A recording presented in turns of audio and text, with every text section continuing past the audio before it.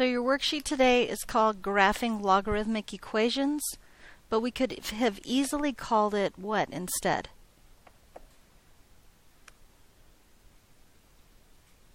How about transformations? Right? Transformations? Or we could talk about, again, going from logarithmic to exponential, because that's some of the things that you did in the beginning, right? Okay? So look back at problems 1 through 6. You've already completed those. Look back at problems 1 through 6 as we go through this. If you don't know, okay? Hopefully you'll know most of this stuff, because remember what I told you in the beginning when we started talking about transformations? Once you know these rules, you know them for ever, right? For every parent function, right? So let's talk about A. If the parent function is a log base b of x minus h plus k, what kind of effect does A have? What does it change? A stretch or compression. Very good. Okay? So tell me what happens if A is greater than 1. It's going to be a vertical stretch. Very good.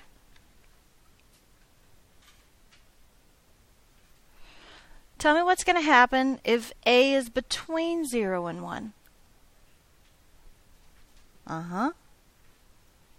Vertical compression. Now, I'm going to ask a question. I want you to wait 5 seconds before anybody answers. Okay? I need everybody to have a chance to think about this. Why does this say absolute value of A?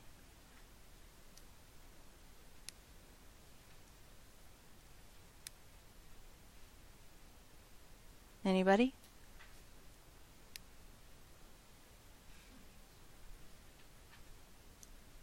What is it concerned with here? If it's taking the absolute value, you're only going to get a number that is positive. Does that matter? Yeah. Some people might get confused and think, oh, 8, well, 8 is greater than 1, right? What about negative 8? Is negative 8 greater than 1?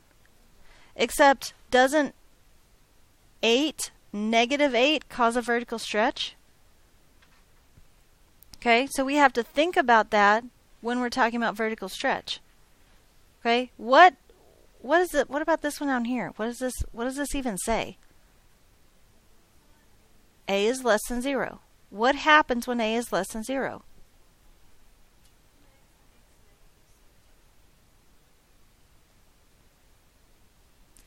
Reflected over x-axis. Okay? So just because it's an 8 or a negative 8, it's still causing a vertical stretch. It's just which way it opens, which way it starts, right? Does that make sense? Does that explain a little bit of why there's an absolute value sign there? Okay? We're going to skip B for just a second. We'll come back at 2 in a minute. Let's do the stuff we know already. What about H? Horizontal, right? Horizontal what? You just like saying the word asymptote. You say the word asymptote in every question I answer or ask.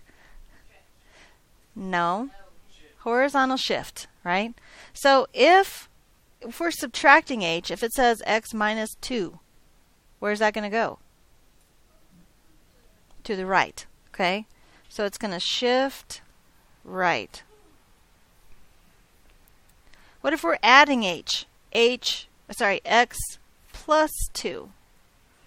Shift left. What's the most important part of this? The F. Remember your F's, please. So what about the K? What's the K cause to happen? Vertical. Shift right up and down. Exactly what you said. Okay? So if we're subtracting K, minus 4, where's it going? Shift down. And what about if we're adding K? Shift up. So let's look at B. The only two that were really different on 1 and, were 1 and 2, right? This has a base of 2 and this has a base of 3.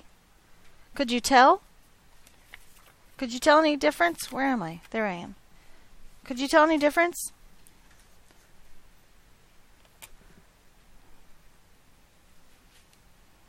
Okay, so there's the equation of the one that's in there right now is log base 2 of x.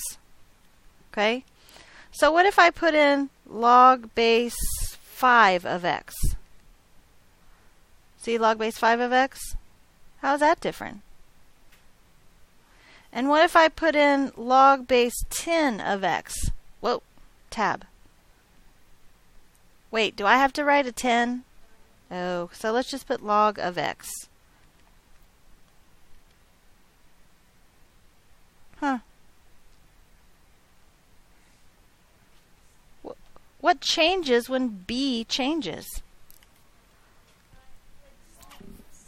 The steepness, right?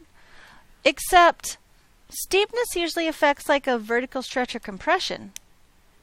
Don't we already have something that does that? Yes. So we have two things that do that? Absolutely. Okay? It's similar to A in that it talks about the steepness.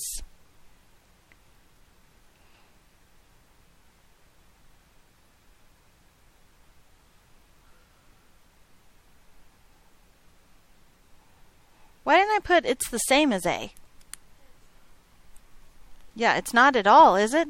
Which one of these is the 10? It's the bottom one, isn't it? So when A is greater than 1, the greater it gets, the flatter it gets, isn't it? Isn't this 2 and this 5 and this 10? Okay? So just something to think about, all right? Something to think about. So that takes us through this little table right here. This, guys, is really the most important thing on this whole page. Okay?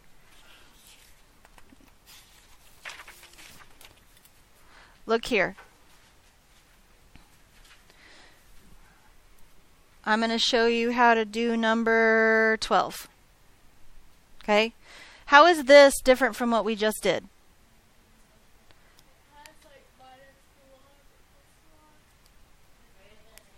It's an inequality, right? It's an inequality. All the guesses that you guys just made were good guesses, and they are differences, but the big deal that we're talking about now is that it's an inequality, okay? So to solve a logarithmic inequality, we're going to use two y equals, or in our case with our calculators, it's f of 1 and f of 2, right? Okay? So we're going to put 4 minus 3 log of x in y1. What are we going to put in y2?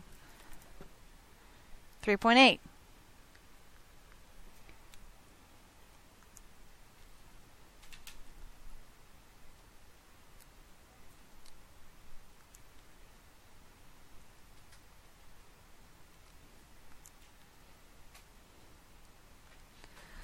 So 4 minus 3 log of x. And in y2 is 3.8. So what am I looking for? I'm looking for when is the curvy part, right, the one with the log in it, when is that greater than the line, the 3.8? Do you see that it's this part right here? What x values does that entail? Everything less than whatever that point is, right? Is that what you're saying, Reggie? Okay, so I have to figure out what that point is, don't I? Menu, analyze, intersection. Whoa. Left side, right side. Can you see it? I can't really see it, so I'm going to pull it up here. Okay? So that point is 1.17. Here, I got to draw this first. Whoosh. Whoosh. Yeah, mine's horrible. I'm trying to go fast. I'm sorry. 1.17 and 3.8. So the x value, what we're trying to focus on is this part right here, right? That's the part of the function that is above that line of 3.8. So I know that x is going to be less than 1.17. That's the x value, right? But does it keep going all the way? Or is something happening here at 0? Kelsey? Yeah, it's an asymptote right here at 0. Okay? So it's everything also greater than 0. So I messed up. Not too bad. Not too bad. Just right here. It's everything less than or equal to 1.7 because the sign I've given originally is greater than or equal. Okay? So it's everything above this point. So I'm allowed to include that point. Is this less than or equal? Because there's an asymptote, right? It won't get all the way to 0, but it's everything greater than 0. So it's everything greater than 0 and less than 1.17. What I need you to do is 11 and 13. That's what I need you to do before you get to class tomorrow. Okay? It does require a calculator, so if you need to come after school or before school and use a calculator, please do that. Okay?